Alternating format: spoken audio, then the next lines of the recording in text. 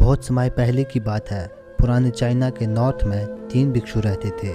उनका नाम किसी को पता नहीं है, क्योंकि उन्होंने कभी अपने बारे में कुछ बताया ही नहीं। उन्होंने कभी किसी बात का जवाब नहीं दिया। चीन में उन्हें 3 हंसते हुए भिक्षु के नाम से जाना जाता था। वह तीनों सिर्फ एक ही कार्य करते और एक गांव में प्रवेश करते और बाजार के बीचों बीच खड़े हो जाते और जोर जोर से हंसना चालू कर देते।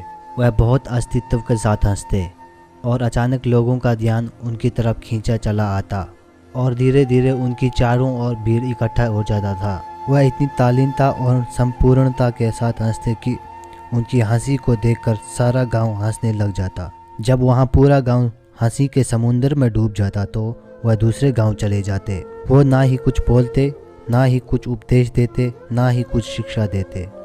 बस जहां भी जाते हंसी से ऐसा माहौल बनाते कि लोग अपनी सारी दुख दर्द भूलकर हंसने लग जाते। धीरे धीरे चाइना के लोग उन्हें बहुत प्यार करने लगे और सम्मान भी करने लगे। वह 3 पूरे चाइना में मशहूर हो गए और उन्हें 3 हंसते हुए भिक्षु के नाम से जानने लगे। इससे पहले और उसके बाद भी किसी ने इस तरह का प्रचार नहीं किया कि जीवन केवल एक हंसी होना चाहिए और कुछ नहीं। विशेष रूप से वह किसी पर नहीं हंसते थे, बस ऐसे ही हंसते रहते थे, जैसे कि उन्होंने ब्रह्मांड को ही मजाक समझ लिया हो, जैसे कि उन्होंने ईश्वर को ही मजाक समझ लिया हो।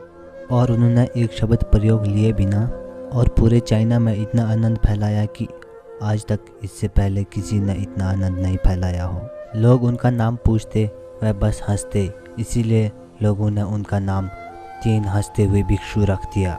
पूरे चाइना में घूम घूम कर लोगों को हंसाते हुए समय के साथ वह तीनों बूढ़े हो गए और एक रात वह जब गांव में ठहरे थे तब उन तीनों में से एक भिक्षु की मौत हो गई। इससे पूरे गांव में सन्नाटा छा गया। गांव वाले बहुत उम्मीद कर रहे थे कि जब उनमें से एक की मृत्यु हो जाएगी तो बाकी 2 जरूर रोएंगे और ये देखने लायक होगा, क्योंकि किसी ने उनको रोते हुए नहीं देखा था। जब सुबह हुई तो पूरा गांव इकट्ठा हो गया, लेकिन बाकी 2 भिक्षु तीसरे के लाश के पास खड़े होकर जोर जोर से हंस रहे थे। ऐसी हंसी जैसे आज से पहले उन्होंने कभी नहीं हंसी हो। गांव के कुछ बड़े बुजुर्गों ने उन्हें समझाने की कोशिश की, ये आपका साथी था और इनकी मृत्यु पर नहीं हंसना चाहिए। तब उस दिन पहली बार उन भिक्षुओं ने लोगों के साथ बात की थी और कहा, हम हंस रहे हैं क्योंकि ये आदमी जीत गया है।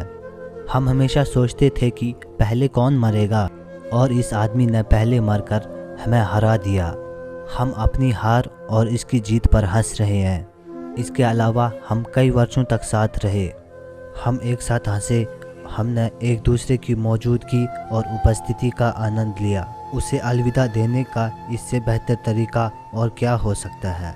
हम केवल हंस सकते हैं। लेकिन पूरा गांव उदास था। अब मृत भिक्षु के शरीर को अंतिम संस्कार के लिए चिता पर लेटाया गया तो सारे गांव वालों को एहसास हुआ कि शेष 2 भिक्षु केवल मजाक नहीं कर रहे थे, वह तीसरा जो मृत था वह भी हंस रहा था। चीन में ये प्रथा थी कि जब एक इंसान की मृत्यु हो जाती थी तो उसके पुराने कपड़ों को उतारकर उसे नहला धुलाकर उसे नए कपड़े पहना दिया जाता था। लेकिन मरने से पहले उस भिक्षु ने अपने साथियों से अपने कपड़े ना बदलने के लिए कहा गया था और कहा था कि मुझे स्नान मत करवाना, क्योंकि मैं कभी अशुद्ध हुआ ही नहीं। मेरे जीवन में इतनी हंसी आई कि कोई अशुद्धता जमा ही नहीं हो सकती। मैंने कोई धूल जमा नहीं की है। हंसी हमेशा ताज़ा ही होती है, इसलिए मुझे नहलाकर कपड़े मत बदलना। जब उस भिक्षु के शरीर पर आग लगाई गई तो गांव वालों को पता चला कि उस भिक्षु ने मरने से पहले अपने कपड़ों में कुछ पुरानी चीनी पटाखों को छुपा रखा था, जो आग लगने के बाद फटकर आसमान में रंग बिरंग कलरों में फैल गए। और ये देखकर पूरा गांव जोर जोर से हंसने लगा। तो इस तरह से तीसरा भिक्षु मरने के बाद भी गांव वालों को हंसा गया।